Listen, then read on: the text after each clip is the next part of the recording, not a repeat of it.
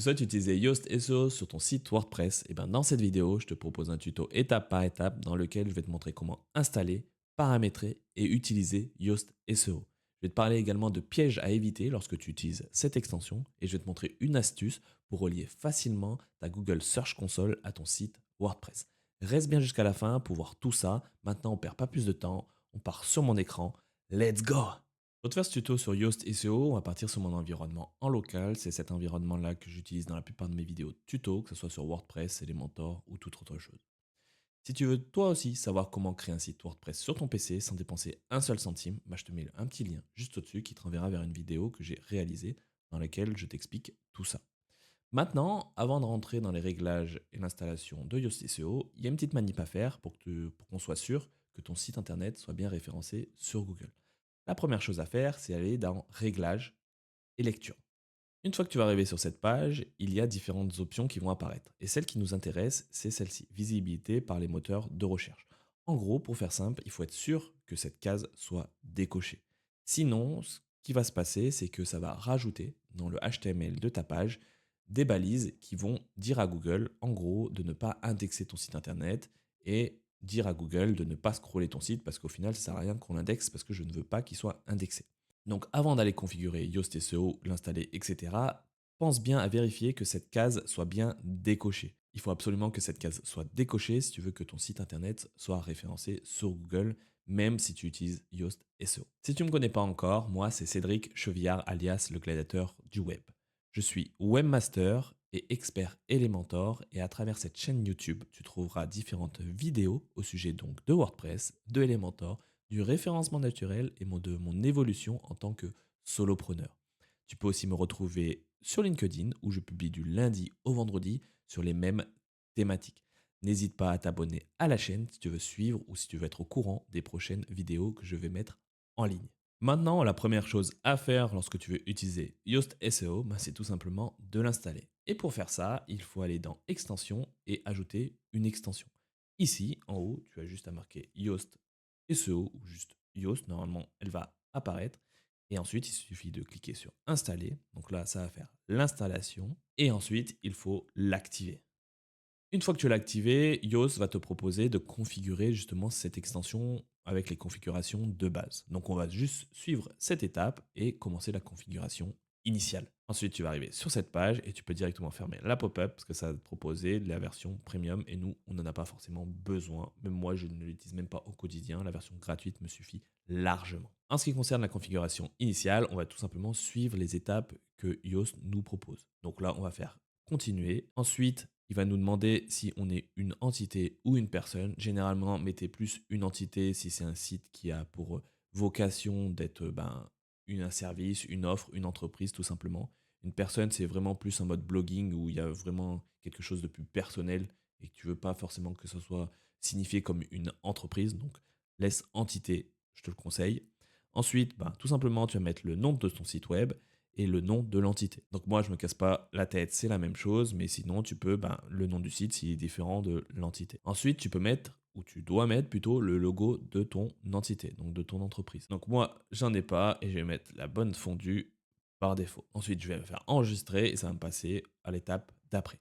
Donc ici, tu peux mettre aussi les réseaux sociaux sur lesquels tu es. Donc là, il te propose dans un premier temps uniquement Facebook ou X, anciennement Twitter, mais tu peux ajouter d'autres profils comme Instagram, TikTok, etc. Une fois que tu as rempli tout ça, tu fais enregistrer et continuer. Donc là, pour les préférences personnelles, généralement, c'est juste pour que tu aies des astuces hebdomadaires. Donc moi, je te conseille pas parce que sinon, ça va te spammer. Mais si tu veux, tu peux pour voir ce que te propose comme newsletter. Mais si ça t'intéresse pas, tu peux dire non. Ensuite, coche bien, je ne veux pas partager les données parce que comme ça, tu n'envoies pas tes données à Yoast SEO. Généralement, tu peux les laisser les réglages par défaut. Donc là, tu vas arriver et donc tu vas terminer ta configuration initiale. Une fois que tu as terminé la configuration, tu peux cliquer soit sur le tableau de bord, même si c'est déjà fini, ou moi je te conseille directement d'aller cliquer dans les réglages de Yoast SEO. Donc là, tu vas avoir différentes fonctionnalités. La première chose, moi, généralement, où c'est pas forcément nécessaire, c'est l'analyse de la lisibilité. Parce que c'est quelque chose que personnellement, je n'utilise pas au quotidien. Et en gros, tout simplement, ça va juste analyser ta structure de la page et voir si c'est un bon aspect de lisibilité. Mais bon, je sais même pas trop comment ça fonctionne derrière pour te dire. Donc généralement, moi je laisse cocher, mais je m'en sers même pas de cette fonctionnalité, donc tu peux la cocher potentiellement. Par contre, l'analyse SEO, ça peut être intéressant parce que comme ça, Yoast SEO va te dire, donner des conseils par rapport à ta page en fonction de ce qu'il y a à l'intérieur. Et donc, ça peut t'aider à améliorer potentiellement ta page. Mais par rapport à ça, il y a une problématique que je reviendrai plus tard dans la vidéo. Donc, reste bien jusqu'à la fin de la vidéo pour voir les petites problématiques liées à ça. Nous, ce qui nous intéresse, c'est les réglages essentiels. Donc là, on va retrouver donc le nom de ton site web. Normalement, si tu as mis le nom sur l'étape initiale, elle sera présente ici. Tu peux mettre aussi un nom de site alternatif si par exemple c'est un acronyme ou une version plus courte. Tu peux mettre aussi un slogan, mais ce slogan-là, ça sera basé sur le slogan qui sera dans les réglages de WordPress par défaut. Tu n'es même pas obligé de le mettre. Ensuite, là, ce qui reste intéressant, c'est les séparateurs de titres. Donc, lorsque tu auras dans chacune des pages, tu as un titre qui va être tu auras le title SEO et tu auras la méta description. Dans le title SEO de ta page, ça va être ce séparateur-là qui peut être utilisé pour justement séparer entre le nom de ton site et le nom de la page, par exemple. Donc, au lieu de devoir copier ou se rappeler quel séparateur tu as utilisé, tu peux sélectionner le séparateur que tu veux et ensuite, il y aura une balise à mettre que je te ferai voir par la suite qui permettra automatiquement de sélectionner le séparateur par défaut que tu as configuré. Moi, généralement, ce que j'aime bien faire, c'est soit je laisse les tirer, soit j'aime bien mettre le tilde aussi, ça différencie un peu des autres sites, ou sinon tu peux mettre le pipe. Ensuite, tu as l'image du site. L'image du site, ça sera en gros cette image qui sera utilisée par défaut si tu n'as pas d'image sur tes pages, sur tes articles, ou si tu n'as pas spécifié une image spécifique justement pour tes pages. Ça sera vraiment l'image par défaut. Donc généralement, ce que tu peux mettre, c'est une sorte de bannière avec le logo de ta marque présente. Comme ça, au moins, tu auras quelque chose au lieu de rien. Donc moi, je vais pas mettre, voici, on va mettre une petite photo, mais je ne sais même pas si elle est au bon format. Mais voilà, donc ça en gros, moi ce que je signifie là, c'est que pour toutes mes pages, il y aura une image de fondu s'il n'y a pas de photo à travers la page et ni de photos qui sont paramétrées exprès pour la page. Ensuite, tu as les préférences du site. Donc là, tu peux restreindre les accès avancés aux auteurs, aux autrices. Bon, ça, moi personnellement, je ne l'utilise pas personnellement parce que ça va dépendre si tu as un site où il y a beaucoup de personnes qui ont de comptes utilisateurs sur ton site. Si tu n'en as pas et si tu es le seul à l'utiliser, tu n'es même pas obligé de configurer ce réglage-là. Donc moi, je laisse toujours tel quel parce que j'en ai pas forcément besoin. Et après, le reste, c'est que de la configuration par défaut. Donc là, on a réglé les réglages essentiels. Donc après, on va partir sur la représentation du site. Et là, on va retrouver ce qu'on a configuré dans la partie initiale avec Yoast SEO. Donc on retrouvera les autres profils des réseaux sociaux, etc. Et après le reste, je crois que c'est que de la version premium, c'est ça. Ensuite, tu as la connexion au site. Donc là, ça peut être intéressant. Je reviendrai vers la fin parce que ça, généralement, c'est à la fin qu'on fait ça. Et c'est ici que tu vas pouvoir lier ta Google Search Console à ton site WordPress directement à travers cet onglet. Ensuite, tu as les différents types de contenus. Donc, tu as la page d'accueil. Généralement, tu peux rien faire parce que ça sera directement à travers la page de la page d'accueil que tu vas configurer le référencement naturel de cette page-là. Et ensuite, tu vas retrouver différents types de contenus. Par exemple, tu as les articles. Donc ça, en gros, ça va être les défauts, les paramétrages par défaut pour tes articles. Donc par défaut, tu as le titre, la page, le séparateur et le titre du site. Moi, généralement, ce que je fais, c'est que je supprime la page et je laisse juste le titre, le séparateur et le titre du site. Sinon, tu pourras, en fait, sur chacun de tes articles, mettre quelque chose de spécifique, si tu souhaites mettre quelque chose de spécifique. Mais par défaut, ça suivra cette structure. Pour faire simple, le titre, ce sera le titre de ton article. Si je fais un article, par exemple, sur comment créer un site WordPress, et du coup, ça va reprendre ce titre-là dans mon title SEO. Ça va rajouter le séparateur qu'on a vu juste avant entre le titre et le titre du site. Donc, par exemple, là, mon site, ça s'appelle créer mon premier site en local. Donc, au niveau de l'article, ça aurait fait comment créer un site WordPress, séparateur, créer mon premier site en local. C'est long, mais au moins, c'est les réglages par défaut et ça te fait quelque chose au lieu de rien. Donc après, au niveau de la métadescription, là, c'est beaucoup plus variable. Donc généralement, on met rien et en gros, ça va faire en sorte de reprendre le contenu de la page en mode un peu extrait. Ce qui peut être intéressant ici, bon, je te le fais voir maintenant, mais je te le refais voir après, c'est que lorsque tu vas appuyer sur $, ça va te proposer des raccourcis. Donc par exemple le titre, donc ça va te mettre la balise titre. Si tu veux mettre catégorie principale, tu peux mettre catégorie principale. Si tu veux mettre le séparateur, tu mets le séparateur et ça fera le séparateur que tu as configuré par défaut. Donc par exemple, lorsque tu seras sur un article, tu pourras utiliser pourcentage, séparateur pour, par exemple, si tu veux mettre le nom de ton article, séparateur, autre chose. Bah, tu pourras l'utiliser comme ça. Ensuite, pour le reste, on laisse les réglages par défaut, on n'a pas besoin de configurer. Il y a juste cette petite fonctionnalité ici, c'est pour en gros, si tu veux activer les contrôles et vérifications sur les articles. C'est tout simplement sur les articles, les pages ou tout type de publications qui auront cette fonctionnalité cochée, tu vas faire apparaître le petit encart de Yoast SEO qui va te permettre justement de régler spécifiquement pour l'article ou pour le type de publication où tu es, le titre SEO et la métadescription. Donc si tu fais quelque chose par exemple en mode automatisé où tu mets un titre par défaut et que tu veux pas que ça soit modifiable, potentiellement il faudra décocher cette case si tu veux pas que ça apparaisse. Ensuite, donc tu as la même chose, c'est le même principe pour les pages. Donc là, tu vas avoir différents éléments qui sont vraiment identiques que pour les articles. Et ensuite, en fait, l'idée là, normalement, moi j'utilise Elementor, donc je retrouve éléments flottants. Mais si tu as juste un site basique, sans Elementor, vraiment classique, et tu installes Yoast SEO, tu auras uniquement articles et pages. Lorsque tu vas installer des thèmes ou tu vas rajouter des extensions, potentiellement, ça va créer des nouveaux types de contenus. Si c'est mal paramétré au niveau de ces nouveaux types de contenus, par défaut, généralement, ils sont visibles par Google et donc indexables par Google. Donc, lorsque tu as fait un site, moi, généralement, le référencement naturel, ça arrive vers les dernières étapes où on sait que le site est vraiment carré. On connaît les différents types de publications, ceux qu'on veut, les types de publications qu'on souhaite rendre visibles aux yeux de Google ou pas.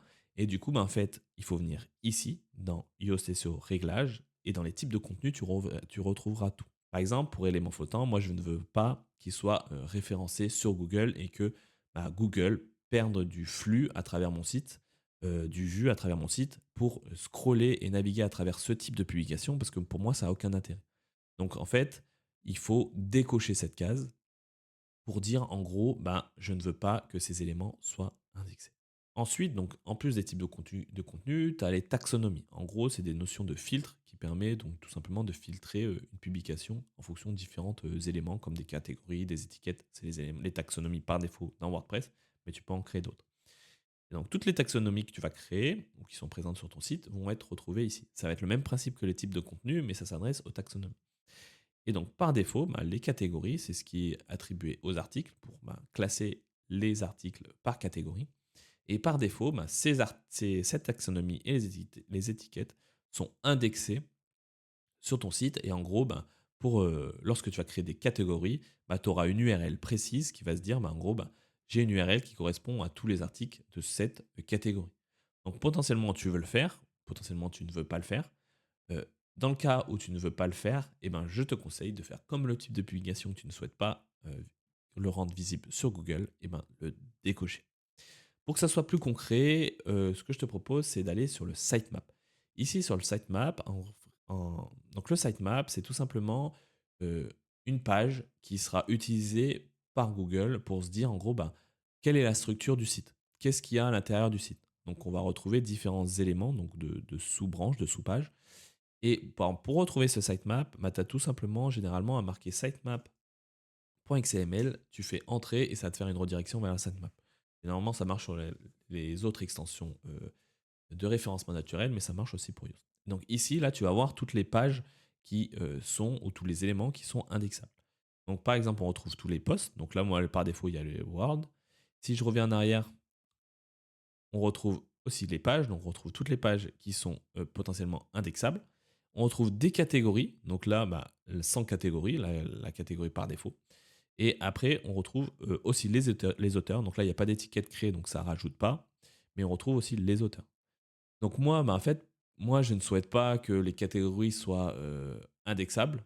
Si tu le souhaites, tu peux le laisser. Si tu ne le souhaites pas, tout simplement, lorsque tu vas décocher cette case et que tu vas faire enregistrer, donc tu peux aussi désactiver les contrôles si tu veux pas que ce soit indexable, quoi. Si tu veux pas afficher les réglages de Yoast, lorsque je rafraîchis, on va plus voir les catégories. parce qu'au final, je ne veux pas que ça soit indexé sur Google. Et du coup, bah, je montre à Google qu'il n'y a pas d'élément catégorie. On retrouve aussi donc la notion d'auteur. Donc ça, on va le voir juste après. Et pour finir, bah, tu peux faire la même chose pour les étiquettes si tu souhaites que les étiquettes ne soient pas indexées. Donc tu ne le voyais pas sur les sitemaps parce que bah, pour le moment, il n'y avait pas d'étiquette. Mais si je crée, par exemple, étiquette, je crée une nouvelle étiquette. Donc, étiquette, par exemple. Donc je crée une nouvelle étiquette et on va dire, bah, je vais sur mes articles et je vais sur cet article-là et je rajoute l'étiquette étiquette. Donc j'enregistre. Si je retourne sur mon sitemap, et ben là, je vois mon post tag donc, qui correspond aux étiquettes et donc l'étiquette étiquette. Donc il faut bien penser de bien désactiver ce que tu souhaites désactiver, que ce soit le type de publication ou de taxonomie. Et donc si je décoche ici, donc j'ai décoché ça, j'enregistre tout simplement ici. Si je rafraîchis ici, donc ça va me dire que la page n'existe pas, parce que ça n'existe pas. Et si je reviens au sitemap de base, à l'URL de base, ben, on verra qu'il n'y a pas. Donc l'autre chose que je vais te montrer aussi, c'est que si je reviens en arrière, je reviens au niveau de mes étiquettes. Si je clique sur étiquette, là, on va voir donc l'option, ou plutôt les réglages de Yoast SEO. Et au final, on a dit que les étiquettes, on ne veut pas qu'elles soient visibles sur notre site internet ou visibles aux yeux de Google. Donc en fait, tous ces éléments-là, c'est du superflu. Donc ce que tu peux faire, c'est ce que je t'ai dit tout à l'heure, c'est désactiver les réglages supplémentaires ou les contrôles de Yoast SEO. Donc lorsque je vais désactiver ça et que je reviens sur ma page étiquette, je rafraîchis et donc là, je ne retrouve plus le module de Yoast SEO. Donc voilà, pour faire simple, ces deux réglages sont super importants. Celui-ci, c'est si tu ne veux pas que l'élément soit visible aux yeux de Google. Et celui-ci, c'est si tu veux pas que Yoast rajoute son bloc spécifique à chaque élément bah, de ce type correspondant. Ensuite, si on reprend le sitemap, on voit qu'il y a une notion de hauteur. Donc les hauteurs, mais en fait, ça va être tout dans les réglages avancés. Dans les réglages avancés, tu vas retrouver différents éléments. Donc les optimisations de l'exploration, ça, tu n'es même pas obligé de le cocher. Tu peux laisser par défaut. Ça va très bien. Après, tu as la possibilité de configurer un fil d'Ariane. Donc pareil, ça, je ne reviendrai pas sur le sujet parce que c'est pas forcément les réglages par défaut, c'est vraiment quelque chose de spécifique. Ensuite, on retrouve donc la notion de archive. Donc là, c'est ici, on retrouve la notion de archive d'auteur. Donc moi, je ne veux pas que mes pages par auteur, par exemple, s'il y a plusieurs rédacteurs, moi je veux pas qu'il y ait une page pour chacun des rédacteurs parce que je veux pas forcément mettre ça en avant aux yeux de Google et je veux qu'il reste concentré uniquement sur mes articles et pas sur mes autres pages où il n'y a pas un intérêt vraiment défini derrière. Donc là, pareil, même principe, c'est que tu peux désactiver tout et en gros, ben, lorsque tu vas enregistrer, si tu retrouves sur ton sitemap, eh ben, tu verras qu'il n'y a plus la notion d'auteur. Tu peux faire aussi les mêmes choses par date. Moi, généralement, ce que je fais, c'est vraiment que lorsque j'ai tout fini, ben, je désactive tout et au cas par cas, j'active ce que je souhaite activer. Donc, j'ai désactivé les auteurs, la date, le format. Et tu as aussi une notion après de page de spécial. Et en gros, c'est pour les deux pages de recherche et d'erreur 404. Et ici, bah, tu peux définir ce que tu veux définir pour ces deux éléments-là. Et ensuite, tu as la page média. Donc, par défaut, c'est décoché et c'est très bien. C'est pour ne pas référencer tous tes médias. Non, il y aurait énormément de choses si tu utilises beaucoup de photos. Et ensuite, le flux RSS. Donc, ça, pareil, tu peux laisser par défaut. On ne se casse pas la tête par rapport à ça. Ça deviendrait trop complexe si j'explique tout ça. Donc voilà, au niveau des réglages vraiment de Yoast. Donc pour rappel et pour finir par rapport à ça, moi ce que je te conseille bien, c'est lorsque tu as mis ton site en place, de vérifier pour les types de contenus et les taxonomies ce que tu souhaites afficher ou non. Et donc décocher ou non certaines cases de ces éléments-là. Donc maintenant, on a fini les réglages complets au niveau de Yoast SEO et l'étape d'après, c'est de voir comment on peut configurer le référencement naturel, surtout le title SEO et la métadescription de chacune de tes pages ou articles ou tout autre type de publication. Donc lorsque tu veux modifier par exemple, lorsque je vais aller sur une page, n'importe laquelle, par exemple la page d'accueil, tout en bas, tu vas avoir quelque chose qui s'appelle Yoast SEO. Bah, c'est un encart, c'est un onglet, c'est tout ce que tu veux qui va permettre de configurer le référencement naturel de cette page-là, donc de la page accueil. Et cet élément-là, tu l'auras pour chacun des éléments. Tu retrouveras une notion de SEO. En gros, tu auras des bonhommes qui vont être de rouge, orange ou vert pour dire si ça va ou si ça va pas bien. Tu auras la notion de lisibilité que moi je n'utilise pas forcément. Et après, tu as la possibilité des réseaux sociaux. Mais là, c'est pareil, c'est une version premium. Tu peux juste modifier les images, les titres, etc. Mais pour avoir un pré-rendu, il y aura la version premium. Mais tu peux quand même modifier les images. Nous, ce qui nous intéresse, c'est vraiment l'onglet SEO pour lier au référencement naturel de ta page. Donc moi, ce que je te conseille de faire, c'est tout simplement de se dire, ben, par exemple, j'ai une page et je mets ma requête cible. Alors, c'est pas forcément quelque chose de se dire, en gros, tu dis à Google, je veux que cette page soit référencée sur ce mot-clé-là, mais en gros, c'est pour toi et aussi pour Yoast, permettant en fait tout simplement d'analyser ta page en fonction de la requête cible que tu essayes tout simplement de cibler. Moi, je m'en sers personnellement, pas forcément pour voir les résultats de Yoast, parce que je vais t'en reparler derrière, parce qu'il y a certaines choses qui ne vont pas pour moi, mais c'est surtout pour se dire, ok, bah, j'ai créé cette page, c'est pour cette requête. J'ai créé cet article, c'est pour cette requête, etc., etc. Et comme ça, je sais facilement, bah, chaque élément correspond à quel mot-clé derrière. Donc, par exemple, moi, je pourrais mettre créer mon premier site en local. Mon premier site en local.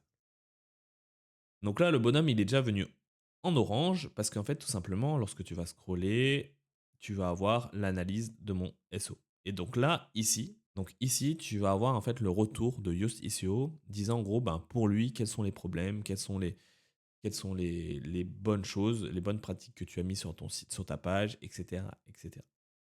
Donc par exemple, là, lorsqu'on scroll, on voit ben, lien externe. Il n'y a pas de lien externe dans cette page. Requête dans l'introduction. Votre requête n'apparaît pas dans le début de ta page. La densité de requête, c'est-à-dire la requête cible a été trouvée 0 fois, c'est moins le minimum requis, patati patata. Donc tu vas retrouver différents éléments.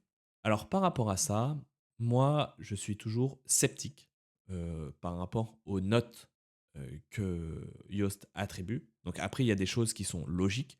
Par exemple, la requête dans le titre SEO, bah, si tu veux être positionner un article ou une page sur un mot-clé, ben, il faut que le mot-clé soit présent dans le titre SEO, le title SEO de ta page, mais aussi dans le H1.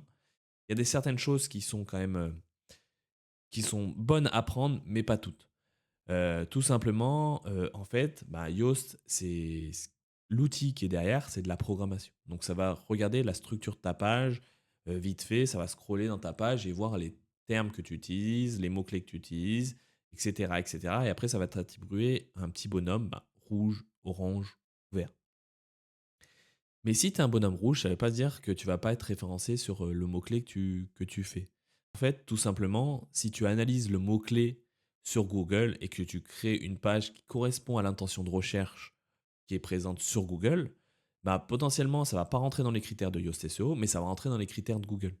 Donc pour moi, il ne faut pas forcément se fier à 100% aux problèmes, aux améliorations, à tout ce que tu veux que Yoast SEO te propose. Il y a certaines choses bonnes à prendre et d'autres non. Par exemple, un lien externe. C'est marqué, il n'y a pas de lien externe dans cette page. Mais ce n'est pas forcément nécessaire qu'il y ait un lien externe sur cette page. En fait, c'est vraiment des requêtes que Yoast estime importantes, mais ce n'est pas forcément ce que Google souhaite réellement. Il y a certaines choses qui sont quand même importantes, comme par exemple dans la requête de l'introduction, remettre un mot-clé ou un synonyme de ton mot-clé, bah, ça peut être toujours intéressant parce que comme ça, tu montres aux yeux de Google, ok, bah, je veux vraiment mettre ce mot-clé-là, c'est mon article répond vraiment à cette problématique et à ce mot-clé-là, par exemple. Ensuite, la densité de requête. Donc là, il estime que ben, la requête a été ciblée, a été trouvée 0 fois, et donc là, il estime qu'il faut au moins 2 fois. Donc là, c'est vraiment de l'estimation.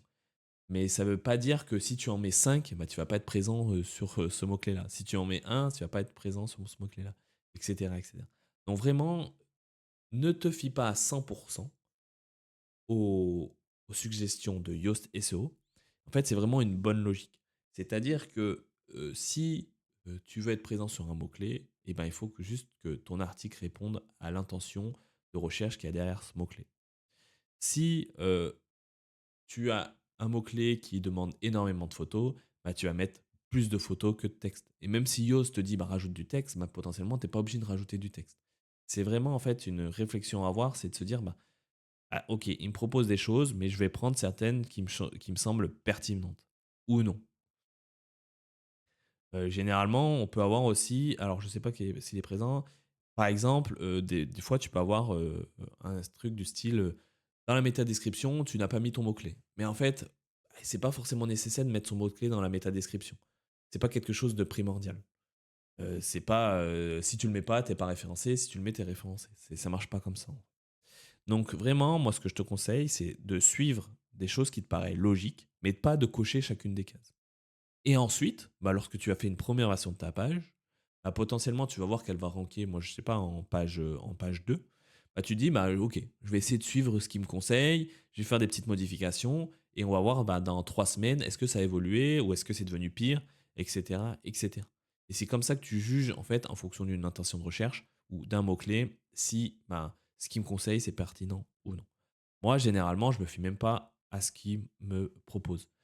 C'est vraiment plus en mode, ben, moi, je fais une analyse de ce que j'ai besoin pour ces mots-clés et du coup, ben, je fais en sorte de répondre à ça. Mais je ne fie pas vraiment à ce qui me marque comme suggestion. Ensuite, si tu remontes un peu plus haut, là, tu vas avoir un peu une prévisualisation en mode mobile, en mode ordinateur. Et c'est ici que tu vas pouvoir mettre le titre SEO de ta page. Le titre SEO de ta page. Donc généralement, c'est ce qu'il y a par défaut. Ou non, là, c'est ce qu'il y avait avant parce que je n'ai pas modifié. Et c'est titre séparateur, titre du site. Mais moi, à tout moment, je peux par exemple créer mon premier site. Donc là, j'ai modifié et du coup, ça va changer les réglages par défaut et ça va mettre vraiment ça. Mais après, il y a la possibilité de te dire, bah, ok, bah, je veux un séparateur et je mets Cédric Chevillard. Chevillard. Un autre mot-clé, par exemple, etc., etc. Tu peux vraiment faire ce que tu veux. Ensuite, tu as aussi une petite astuce qui permet de rajouter un shortcode de l'année actuelle. Donc, c'est tout simplement, tu mets pourcentage, tu mets current year. Donc là, ça te rajoute la balise. Si tu fais enregistrer et que je retourne sur ma page d'accueil, si j'utilise l'extension ici, tu vas voir que ça m'a rajouté 2025.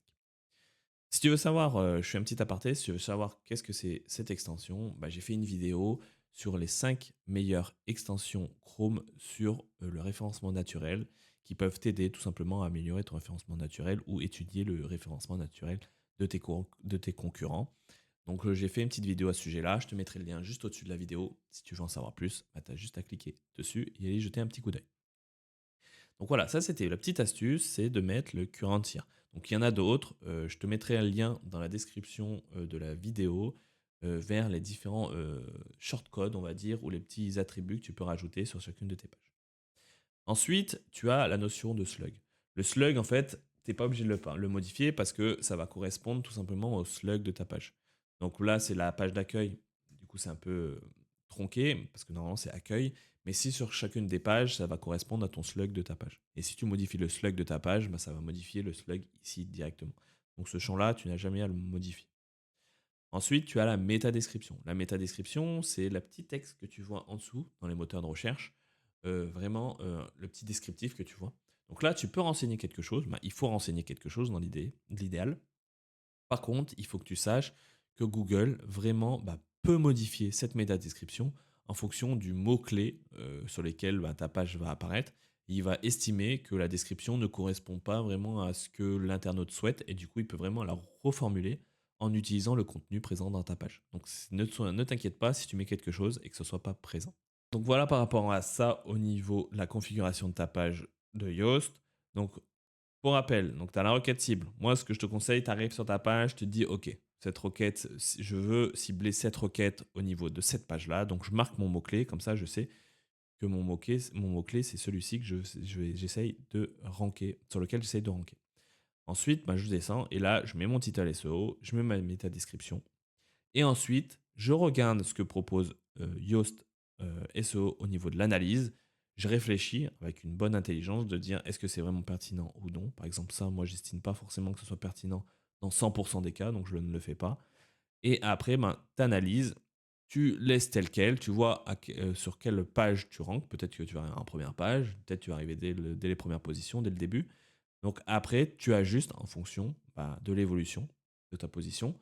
et tu fais des petites modifications par-ci par-là et tu verras si bah, vraiment il y a un des éléments qui a plus d'impact que l'autre par rapport à ton mot-clé.